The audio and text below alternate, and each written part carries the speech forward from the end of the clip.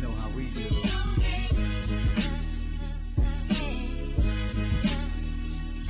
You're listening to Philly's own North Bias, aka Mr. 16 Bars, that real hip hop. We try to tell people that Philly is a special breed. They hate to see us on top, they hate to see us on, they hate to see us come up, they hate we on, they hate the moves that we make because it's made to break them. We give them knowledge on tracks and hope our words will save them. I guess it's hard to get props when you know you lesser, so we right on your heels, I hope you feel the pressure. Rappers taking a roll, my shoes will never fit them. Before you come at a king, I let my soldiers get them. I'm from Philly with hot quarters, they turn chilly. Tight shirts with tight jeans, they never feel me. Young boys confused, they think I'm too preach. Welcome to this segment of Philly on the Rise. As you know, I'm your host, Michael W. Pleasant. We're actually in our downtown Philadelphia studios, joined by my man, Kevin D. Benton. Yes. Welcome to Philly on the Rise. Thank you for having me. It's good to have you here, man. We've been trying to get this scheduled, and it's finally here. So I'm glad you're able to, come together and join us on Philly on the Rise. Right. You are an actor with Yes. over 50 credits. Yes. 50 credits to your name. Mm-hmm. And no, obviously with 50 different films you've done, there's had to have been some crazy, wild scene that you were a part of. Ooh, So give us that. Yeah, there were a lot of crazy scenes I've been a part of. Now, is this something that we can speak? Oh yeah, we can definitely talk about it. Okay. I was filming a web series called London, directed by the super talented Derek Hammond, and I played a drug fiend. And so it was kind of like a death scene where I had to kind of overdose on drugs. And so, of course, we didn't use, real drugs. Of course, we kind of used these Tic Tacs or what have you. Okay. And I had to make it believable. You know what I mean? And so I did a little research on it to kind of give me a feel for, what's it like and things like that. But the scene was they had to actually drop the candy on the floor and I had to eat it off the floor. Oh. So some of the things that we do in the name of art. In the name of art. My breath smelled good. Okay. It was mints.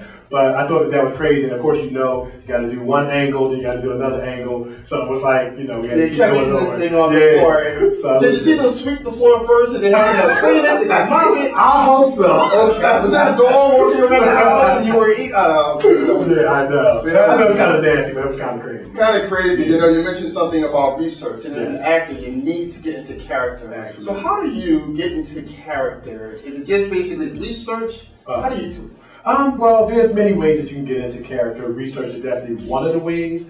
I think one of the things that you want to do when you do research is you want to emulate but not copycat. So you can maybe research another actor, you can research actual people, but one of the ways that you can get in character is just try to imagine yourself, how would you think, feel, and behave if you were in that actual situation? That's one of the things that kind of help you get into character. Or what is your thinking as you're going into that scene? So if I have to do a crying scene, what is my thinking? So I want to be thinking about sad thoughts, to kind of help bring out that emotion. But the key is that for all of us as actors, you want to be the best believable you. The best believable you. Yes. You've been acting about 2.5 years professionally. I actually I got into acting, with the grade school plays. Really, really liked it a lot. Got away from it to get into basketball. I started getting taller, started getting pretty good, trying to follow in the steps of my brother, David Benton. And as I got older, I had family down in Tampa. And so I would go down to the Universal Studios and things like that. And I got involved in the Indiana Jones Stunt Spectacular. I got cast as an extra and just loved it. Got upgraded to what they call Jack's dying scene, where this guy, he said, look, you've been upgraded. We're going to shoot you. You just got to pretend like you're dying. And I love the reaction. I did the Backlot tour where I got cast as the sea captain. And I also did the disaster movie where I got cast as the evil lab worker. So during the summers, I'm kind of dibbling in and out of it. And my experience that made me say, this is what I want to do, was when I got cast to be a fight fan in the movie Creed. Yes, I was in the second fight scene. It was just awesome from start to finish. And did you actually get some on screen? I was a visible fight fan. Okay. So that was great. All right. Yeah, I was a visible fight fan. And it was just awesome from the time we entered the set to see Michael B. Jordan come out. They're kind of choreographing this fight scene, and it was amazing.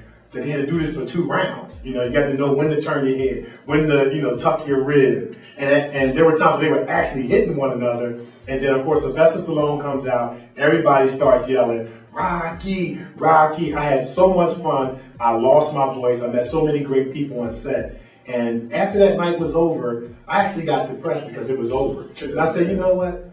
This is what I want to do. And from that point on, I started grinding. And the rest is history. That's his history. What's interesting, you mentioned you started to grind, and you actually approach acting as a business. Yes. So tell us, what are your tricks of the trade? Let's give you credits. How did you find so much work? Because some people think that you have to go to Hollywood, you have to go to New York. How did you find so much work in film? Well, first of all, you have to, like I said, approach your craft like a profession. You have to approach it as a business, and you have to approach it in such a way that this is my brand. This is my brand. And so, just like if you was playing basketball, how you would want to work on your free throws every day, you want to be able to work on your monologues every day. You want to find out where are the websites and auditions.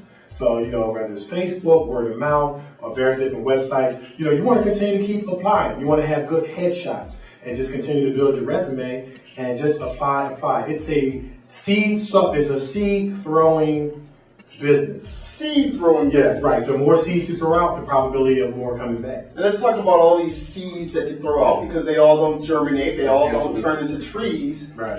So how did you happen to overcome some of those disappointments, if you will? You go to an audition, you throw your seed out, it doesn't grow, you're disappointed. How did you come? Well, I had to change my thinking, and my thinking was such that I want to control what I can control. So I can control my wardrobe going into the audition. I can control knowing my monologue. And after you've done all that you can do and done it to the best of your ability, you've given 110%, you really take on the mindset, let the chips fall where they may, and you keep moving. Whether you get it or you don't, when you can walk out of there and say that I was prepared and that I did my best, that's all you can ask from yourself. But acting is a profession that you do need to understand that there are going to be a lot of closed doors. There's going to be a lot of rejection. So if you have a rejection issue, this might not be the field for you.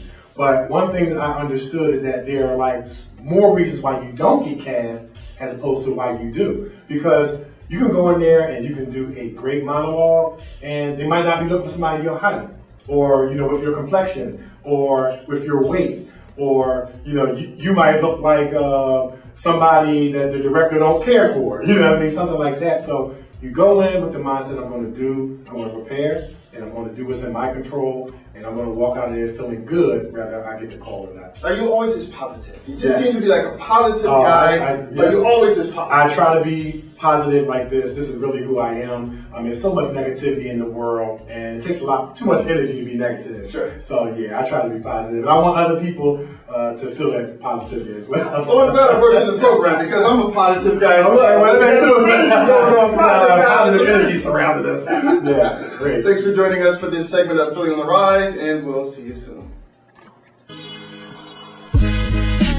That real hip hop. Y'all know how we do.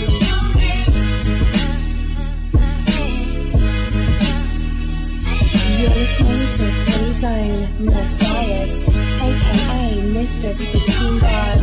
That real hip hop.